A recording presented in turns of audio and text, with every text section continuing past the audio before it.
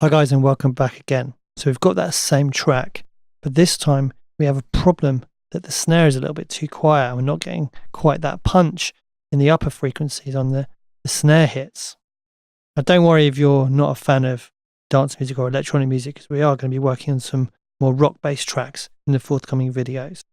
But we can use the dynamic EQ in a different way to how we used it in the last video. And obviously you can apply this to all different styles of music. What we can do is use a kind of upward expansion. So rather than creating dips and allowing the frequencies to be pulled down dynamically, we can actually push them up. So the snare drum transient energy is going to be around 5K in this case. So how about I actually just put that straight in there. So let's increase the gain and let's just play the track.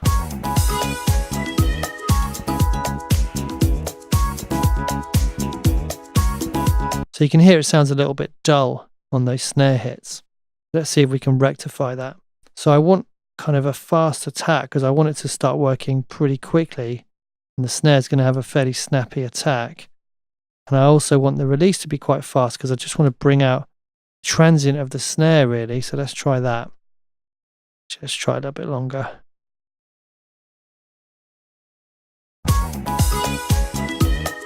So I bring the threshold down.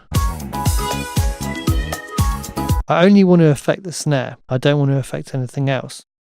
So let's see if we bring the gain up. What happens? So you can see here we're looking for it to be triggering on the snare hits.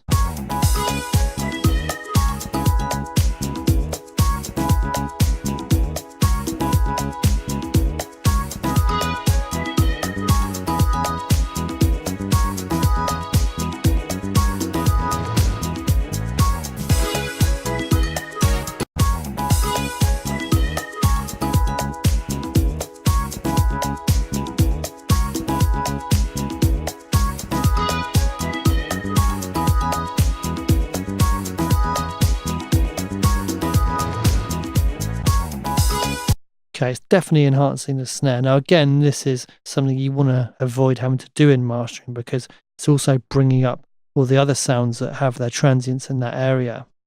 There could be a way we can alleviate that. Okay, so we've got the dynamic EQ set up again. Let's go to mid-side. Now, the snare drum is going to be mostly mono, I'd say, and some of the other instruments are going to be more pan. So let's see if we can recreate the settings and try and get the snare drum to poke out in the mid band whilst leaving the side band as it is.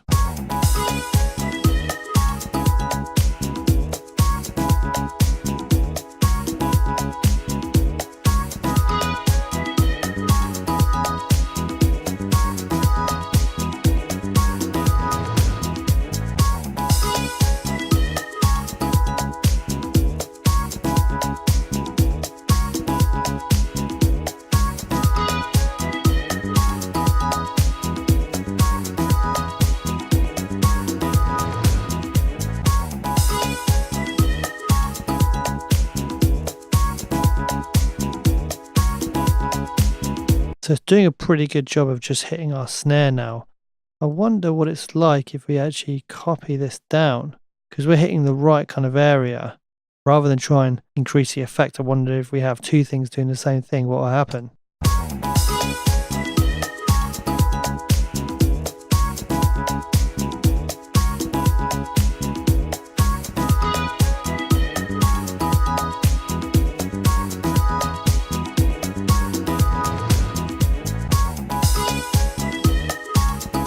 Probably a little bit too much with that second one on. Let's try just changing the Q to make it a little bit tighter.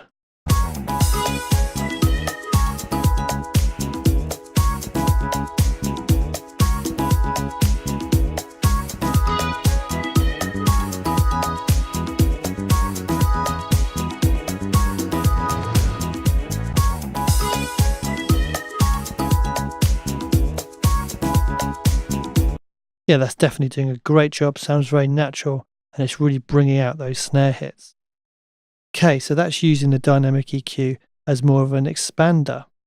In the next video, we're going to delve in and have a look at the vintage effects in Ozone 8, starting with the EQ and compressor. Thanks for watching.